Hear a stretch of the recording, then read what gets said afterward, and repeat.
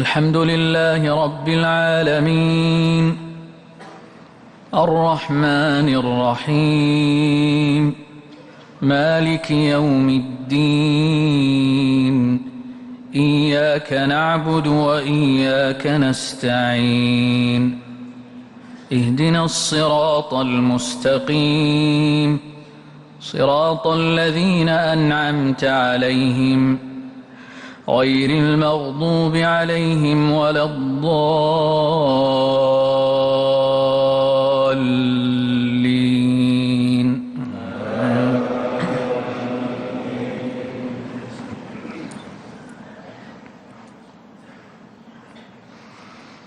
إن الله اصطفى آدم ونوحا وآل إبراهيم وآل عمران على العالمين ذرية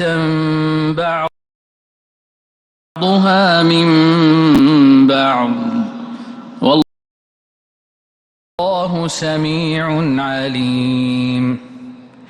إذ قالت امرأة عمران رب إني نذرت لك ما في بطني محررا فتقبل مني إنك أنت السميع العليم.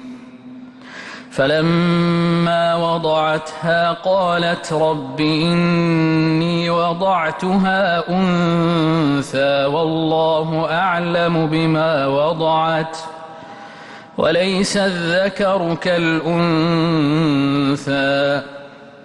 وإني سميتها مريم وإني أعيذها بك وذريتها من الشيطان الرجيم. فتقبلها ربها بقبول حسن وأنبتها نباتا حسنا وكفلها زكريا. كلما دخل عليها زكريا المحراب وجد عندها رزقا قال يا مريم أنى لك هذا قالت هو من عند الله إن الله يرزق من يشاء بغير حساب. هنالك دعا زكريا ربه قال رب هب لي من لدنك ذرية طيبة إنك سميع الدعاء.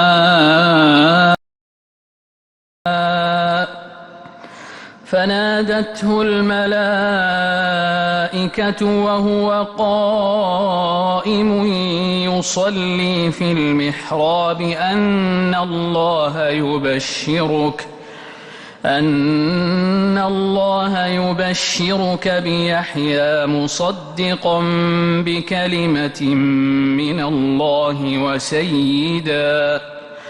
وسيدا وحصورا ونبيا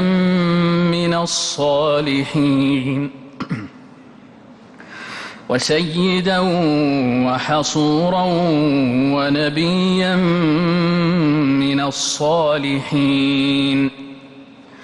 قال رب أنى يكون لي غلام وقد بلغني الكبر وامرأتي عاقر قال كذلك الله يفعل ما يشاء. قال رب اجعل لي آية قال آيتك ألا تكلم الناس 3 أيام إلا رمزا واذكر ربك كثيرا وسبح بالعشي والإبكار.